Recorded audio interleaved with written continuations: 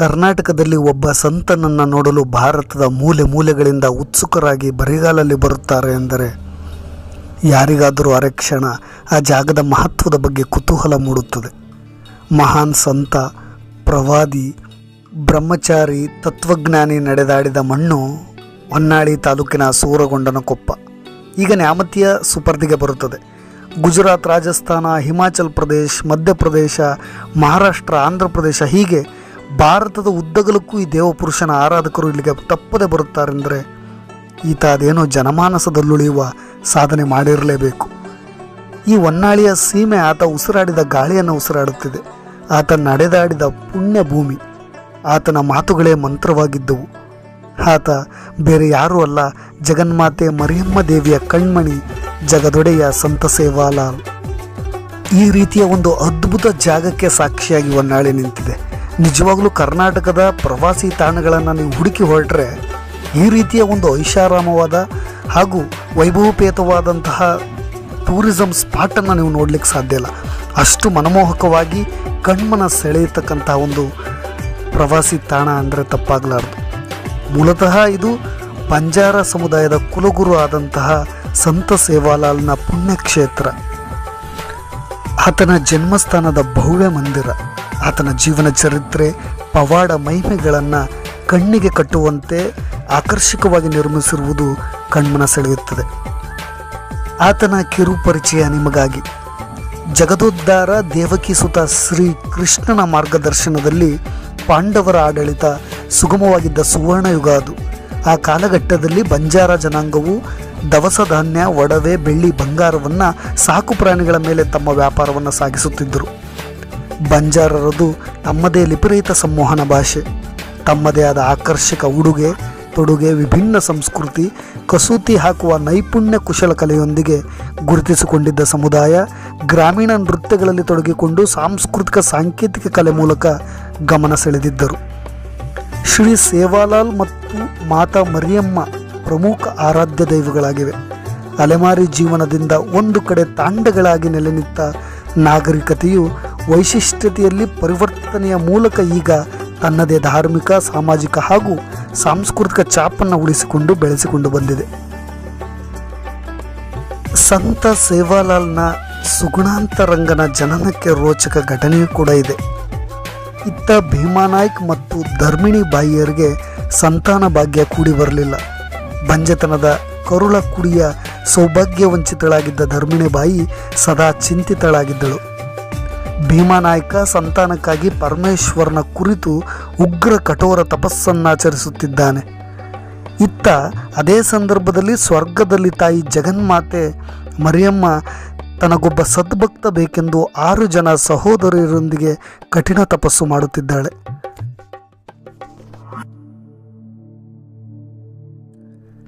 ಎಂತಹ ಸುಸಮಯ ನುಡಿ! ಈ ಸುಸಂದರ್ಭದಲ್ಲಿ ನಾರದನ ಸಲಹೆಯಂತೆ ತ್ರಿನೇತ್ರನಾದ ಶಿವನು 3 ಗುಳಿಗೆಗಳನ್ನು ಜಗನ್ಮಾತೆ ಮರಿಯಮ್ಮ ದೇವಿಯ ಕೈಯಲ್ಲಿಟ್ಟು, ಇವುಗಳನ್ನು 3 ಒಂದೇ ಮನೆಯಲ್ಲಿ ಬಂಜೆತನ ಹೊಂದಿರುವವರಿಗೆ ನೀಡು, ನಿನ್ನ ಬೇಡಿಕೆ ಈಡೇರುತ್ತದೆ ಎಂದ. ಶಿವನಿಚ್ಛೆಯಂತೆ ಜಗನ್ಮಾತೆ ಭೂಲೋಕದಲ್ಲಿ ಒಂದೇ ಮನೆಯಲ್ಲಿರುವ 3 ಬಂಜೆಯರಿಗೆ ಹುಡುಕಾಟ ನಡೆಸುತ್ತಿರುವಾಗ ನಾರದನ ಮಾರ್ಗದರ್ಶನದಲ್ಲಿ 1 ಆಕಳು, 1 ಕುದುರೆ ಮತ್ತು ಧರ್ಮಿಣಿ ಬಾಯಿ ಈ 3 ಬಂಜೆತನದ ನಿರ್ಮೂಲನೆಗಾಗಿ ಜಗನ್ಮಾತೆ ಮರಿಯಮ್ಮ ದೇವಿಯು ಮುದುಕಿಯ ರೂಪ ತಾಳಿ ಭೀಮಾನಾಯ್ಕನ ಮನೆಗೆ ಬಂದು ನೀಡಿದಳು. ಇದರ ಫಲವಾಗಿ ತಾಯಿ ಜಗನ್ಮಾತೆಯ ಕೃಪಾಶೀರ್ವಾದದೊಂದಿಗೆ ಮತ್ತು ಶಿವನ ಆಣತಿಯಂತೆ ಧರ್ಮೋದ್ಧಾರಕ ಕರುಣಾಮೂರ್ತಿ ಅಜೇಯನಾಗಿ ಭೂಲೋಕದಲ್ಲಿ ಅವತಾರ ಪುರುಷನಂತೆ ಜನ್ಮ ತಾಳುತ್ತಾನೆ.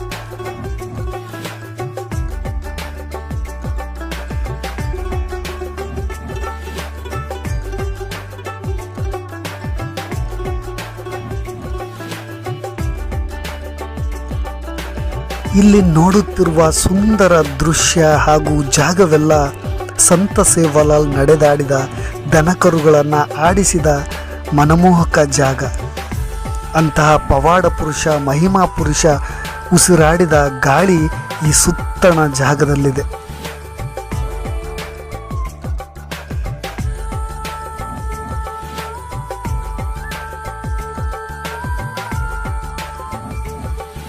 ಈ ರೀತಿಯ ಸುಂದರವಾದಂತಹ ಜಾಗವನ್ನು ನೀವು ಕರ್ನಾಟಕದಲ್ಲಿ ಮತ್ತೆಲ್ಲೂ ನೋಡಲಿಕ್ಕೆ ಸಾಧ್ಯವಿಲ್ಲ. ಅದೆಷ್ಟು ಚಂದದಿ ಸಂತ ಸೇವಾಲಾಲ್ನ ಜೀವನ ಚರಿತ್ರೆಯನ್ನು ಕಣ್ಣಿಗೆ ಕಟ್ಟುವಂತೆ ನಯನ ಮನೋಹರವಾಗಿ ರೋಚಕವಾಗಿ ಈ ಜಾಗದಲ್ಲಿ ಮೂಡಿಸಿದ್ದಾರೆ ಅಂದರೆ ನಿಜವಾಗ್ಲೂ ಆ ಜಾಗಕ್ಕೊಮ್ಮೆ ನಾವೆಲ್ಲರೂ ಭೇಟಿ ಕೊಟ್ಟರೆ ಅದರ ನೈಜ ಅನುಭವವನ್ನು ಕಾಣಬಹುದು.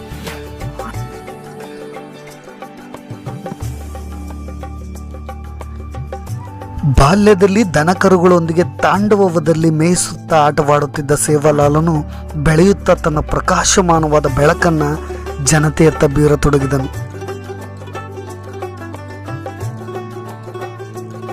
ಕಣ್ಣ ಕ್ಷಿತಿಜದ ಎಲ್ಲೆಯ ಗಡಿಯ ಮೀರುವವರೆಗೂ ಹಸಿರನ್ನು ನಿಮ್ಮ ಕಣ್ಣಿಗೆ ಕಟ್ಟುವಂತೆ ನಿರ್ಮಿಸಿರುವುದು ಹಾಗೂ ಬೆಳೆಸಿರುವುದು ಕೂಡ ಆಕರ್ಷಕ. ಹಾಗೆ ಸೇವಾಲಾಲನು ಸವಾರಿ ಮಾಡಿದ ಕುದುರೆಯ ಒಂದು ಪ್ರತಿಮೆಯೂ ಕೂಡ ಇಲ್ಲಿ ಕಣ್ಮನ ಸೆಳೆಯುತ್ತದೆ. ಇದೇ ಆ ಮಹಿಮಾ ಪುರುಷನ ಪುಣ್ಯ ನೆಲೆ, ಅದೇ ಸೇವಾಲಾಲ್ನ ಮೂರ್ತಿ.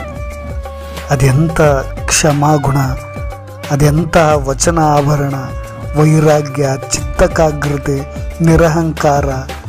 ವಾಹ್, ಅದೆಂತಹ ಬಾಳನ್ನು ಬದುಕಿದ ಸಂತ ಸೇವಾಲಾಲ್. ಸಂತ ಸೇವಾಲಾಲ್ ಚಿತೆಯ ಮೇಲೆ ಮಲಗಿ ಕೊನೆಗಾಲದಲ್ಲಿ ಭಕ್ತರಿಗೆ ಉಪದೇಶವನ್ನು ಕೂಡ ನೀಡಿದ್ದನು. ಬ್ರಿಟಿಷರು ದೇಶವನ್ನು ಸುಲಿಗೆ ಮಾಡುತ್ತಾರೆ, ಬಾದಶಾಹನ ಆಳ್ವಿಕೆ ಕೊನೆಯಾಗುತ್ತದೆ, 12 ಹರದಾರಿಗೆ ದೀಪ ಕಂಡೀತು, 13 ತಾಂಡಗಳಿಗೆ ಒಬ್ಬ ನಾಯಕ ದೊರೆತಾನು ಎಂದು. ಅದೆಲ್ಲವೂ ಈಗ ಸತ್ಯ. ಸಂತ ಸೇವಾಲಾಲ್ನ ಜನನಕ್ಕೆ, ಆತನ ಮಾರ್ಗದರ್ಶನಕ್ಕೆ ನೇರ ಪ್ರೇರಕವಾಗಿದ್ದ ತಾಯಿ ಜಗನ್ಮಾತೆ ಮರಿಯಮ್ಮನ ದೇವಸ್ಥಾನವನ್ನು ಇಲ್ಲಿ ಕಾಣಬಹುದು. ಸದಾ ನಾವು ಸೇವಾಲಾಲ್ ದೇವಸ್ಥಾನಗಳ ಮುಂದೆ 2 ಜಂಡಗಳನ್ನು ಕಾಣಬಹುದು. ಕೆಂಪು ಜಂಡ ದೇವಿಯದು, ಬಿಳಿ ಜಂಡ ಸಂತ ಸೇವಾಲಾಲ್ನದು. ಇವೆರಡೂ ಧ್ವಜ ಎಲ್ಲ ಕಡೆಗೂ ಇರಲಿ ಎಂದು ಸಂತ ಕೊನೆಗಾಲದಲ್ಲಿ ಹೇಳಿದ್ರು. ಹಾಗೆ ಈ ಪವಾಡ ಪುರುಷ ಮತ್ತು ಮಹಿಮಾ ಪುರುಷ ಜನಿಸಿದಾಗ ಆತನ ನಾಮಕರಣ ಶಾಸ್ತ್ರದ ತೊಟ್ಟಿಲು ಶಾಸ್ತ್ರವನ್ನು ಕೂಡ ಅಷ್ಟೇ ಅಚ್ಚುಕಟ್ಟಾಗಿ ನೈಜವಾಗಿ ನಿರ್ಮಿಸಿದ್ದಾರೆ. ಸ್ವಾಭಾವಿಕವಾಗಿ ನಮ್ಮ ಕಣ್ಣು ಮುಂದೆಯೇ ನಡೆಯುತ್ತಿರುವ ನೇರ ದೃಶ್ಯದಂತೆ ಕಾಣಬಹುದು. ಸೂರಗೊಂಡನಕೊಪ್ಪದಲ್ಲಿ ನೀವು ನೋಡಿರುವ ಎಲ್ಲ ಜಾಗಗಳಿಗಿಂತ ಸ್ವಲ್ಪ ವಿಭಿನ್ನ ವಿಶೇಷ ಅಂದರೆ ಸಪ್ತಮಾತೃಕೆಯರ ಪವಿತ್ರ ಕೊಳ. ಆ ಪವಿತ್ರತೆಯೂ ಕೂಡ ಆ ಜಾಗವನ್ನು ನೋಡಿದ ಮೇಲೆ ನಮಗೆ ಆಗ ಅನಿಸುತ್ತೆ. ಅದಕ್ಕೆ ಸ್ವಲ್ಪ ನಿಗದಿತ ಶುಲ್ಕವನ್ನು ಕೂಡ ವಿಧಿಸಿದ್ದಾರೆ. ಆದರೂ ಕೂಡ ಆ ನಿಗದಿತ ಶುಲ್ಕವನ್ನು ಮೀರಿ ಒಂದು ನೈಜ ಅನುಭವವನ್ನು, ಸಂತೋಷವನ್ನು ಆ ಜಾಗ ನೀಡುತ್ತೆ. ಆ ಸಪ್ತಮಾತೃಕೆಯರ ಪವಿತ್ರ ಕೊಳದ ಎಂಟ್ರೆನ್ಸಲ್ಲೇ ನಿಮಗೆ ಒಂದು ಹುಲ್ಲು ಹಾಸಿನ ಕ್ರೀಡಾಂಗಣವನ್ನು ಕೂಡ ಕಾಣಬಹುದು. ಅದು ನೈಜವಾದ ಗೊಂಬೆಗಳನ್ನು ಸ್ವಾಭಾವಿಕವಾಗಿ ಕ್ರಿಕೆಟ್ ಕ್ರೀಡಾಪಟುಗಳ ರೀತಿಯಲ್ಲಿ ನಿರ್ಮಿಸಿರುವುದು ಕೂಡ ನಮಗೆ ತುಂಬ ಸಂತೋಷವನ್ನು ಹಾಗೂ ಮನಸ್ಸಿಗೆ ಮುದವನ್ನು ಕೂಡ ನೀಡುತ್ತೆ.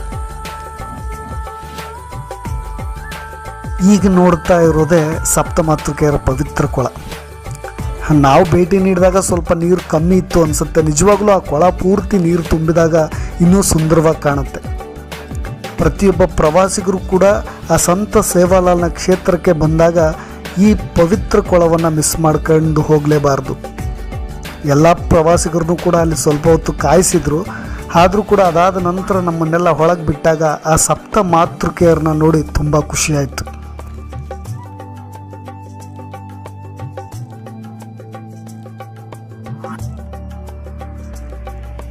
ವಾಹ್, ಹೊರಗೆ ಪಾರದರ್ಶಕ ಗಾಜಿನ ಪರದೆಯ ನೋಟ, ಒಳಗೆ ನಾವಿದ್ದೀವಿ. ಆ ಸಪ್ತ ಮಾತೃಕೆಯರು ನಮ್ಮನ್ನು ಒಂದು ದೈವಿಕ ಭಾವಕ್ಕೆ ತಳ್ಳಿದ್ರು. ನಿಜವಾಗ್ಲೂ ಅಷ್ಟೇ ಸುಂದರವಾದಂತಹ ಮೂರ್ತಿಗಳವು. ನಮ್ಮನ್ನೆಲ್ಲ ಯಾವುದೋ ಒಂದು ಹೊಸ ಲೋಕಕ್ಕೆ ತೆಗೆದುಕೊಂಡೋಗಿದ್ವು. ಆ ಗಾಜಿನ ಪರದೆಯಲ್ಲಿ ಮೇಲೆ ದೊಡ್ಡ ದೊಡ್ಡ ಹೆಜ್ಜೆನುಗಳು ಕಟ್ಟಿರ್ತವೆ. ನಾವು ಗಾಜನ್ನು ಮುಡ್ತಾ ಇದ್ದೀವೋ ಅಥವಾ ಹೆಜ್ಜೆನನ್ನು ಮುಡ್ತಾ ಇದ್ದೀವೋ ಅನ್ನೋ ಭಾವ ಎಲ್ಲವೂ ಕೂಡ ತುಂಬ ಖುಷಿ ಕೊಡ್ತು. ಕಾಲ ಕಳೆದಂತೆ ಹೈದರಾಬಾದ್ನತ್ತ ಪ್ರಯಾಣ ನಡೆಸಿದ್ದ ಸಂತ ಸೇವಾಲಾಲ್ ತನ್ನ ಪವಾಡಗಳನ್ನು ಸುತ್ತಮುತ್ತಲಿನ ಜನತೆಯತ್ತ ಬೀರಿ ಸೆಳೆಯತೊಡಗಿದ್ದನು. ಹಾಗೆಯೇ ಅಪಾರ ಭಕ್ತ ಜನಸ್ತೋಮ ಹೊಂದಿದ್ದ ಸೇವಾಲಾಲ್ನು ಅನೇಕ ಸಂಶಯ ಗೇಲಿಗೂ ಕೂಡ ಒಳಗಾಗಿದ್ದರು. ಅಜ್ಮೀರದ ನರಸಿಂಗದಾದ ತನ್ನ ಚಿಂಗರ್ಯ ಎಂಬ ಹುಡುಗನಿಗೆ ಹುಡುಗಿ ವೇಷ ಹಾಕಿ ಈತನಿಗೆ ಮಕ್ಕಳ ಭಾಗ್ಯ ಕರುಣಿಸು ಎಂದು ಆತನಲ್ಲಿ ಬೇಡಿಕೆ ಇಟ್ಟನು. ಆದರೆ ಸಂತ ಸೇವಾಲಾಲ್ರು ಪರಿಪರಿಯಾಗಿ ಹೇಳಿದರೂ ಕೂಡ ಆತನ ಬಣ್ಣ ಬಯಲು ಮಾಡುವ ಒಂದು ಹುನ್ನಾರವನ್ನು ನರಸಿಂಗ್ ದಾದಾ ಮಾಡಿದ್ದ. ನಂತರ ಮನೆಗೆ ಹೋಗಿ ನೋಡಿದಾಗ ಚಿಂಗರ್ಯ ಪೂರ್ತಿಯಾಗಿ ಹುಡುಗಿಯಾಗಿ ಬದಲಾಗಿದ್ದ. ಸತ್ತ ವ್ಯಕ್ತಿಯನ್ನು ಬದುಕಿಸಿದ್ದು, ಚಿಂಗರ್ಯ ಹುಡುಗ ಹುಡುಗಿಯಾಗಿದ್ದು, ಜೂರಿ ರಾಜನ ಹಡಗನ್ನು ಪಾರು ಮಾಡಿದ್ದು, ಪೇನಗಂಗಾ ನದಿ ದಾಟಿದ್ದು, ಹೀಗೆ ಅನೇಕ ಪವಾಡ ವಿಸ್ಮಯಗಳನ್ನು ಸೃಷ್ಟಿಸುತ್ತಾ ಪರಿಹರಿಸುತ್ತಾ ನರಮನುಷ್ಯನಾಗಿದ್ದ ಸಂತ ಸೇವಾಲಾಲ್ ದೇವತಾ ಮನುಷ್ಯನಾದ. ಇಲ್ಲಿ ಸಮುದಾಯಕ್ಕೆ ಆತ ಮಾರ್ಗದರ್ಶನ ಮಾಡುತ್ತಿರುವ ಒಂದು ನೈಜ ದೃಶ್ಯವನ್ನು ಕೂಡ ಕಾಣಬಹುದು. ಇವೆಲ್ಲವೂ ಕೂಡ ಸುರಗೊಂಡರ ಕೊಪ್ಪದಲ್ಲಿ ಅತ್ಯಂತ ಸ್ವಾಭಾವಿಕವಾಗಿ ಮೂಡಿಬಂದಿದೆ. ನಿಮ್ಮೆಲ್ಲ ಪ್ರಯಾಣವನ್ನು ಪ್ರಯಾಸ ಇಲ್ಲದಂತೆ ಇವೆಲ್ಲ ದೃಶ್ಯಗಳು ಕೂಡ ಕಾಣಬಹುದು. ನಯನ ಮನೋಹರವಾಗಿ ಕಾಣಬಯಸುವ ಇವೆಲ್ಲ ಚಿತ್ರಣಗಳು ಕೂಡ ನಮ್ಮನ್ನು ಒಂದು ಹೊಸ ಸ್ವರ್ಗಕ್ಕೆ ಕರೆದೊಯ್ಯುತ್ತವೆ.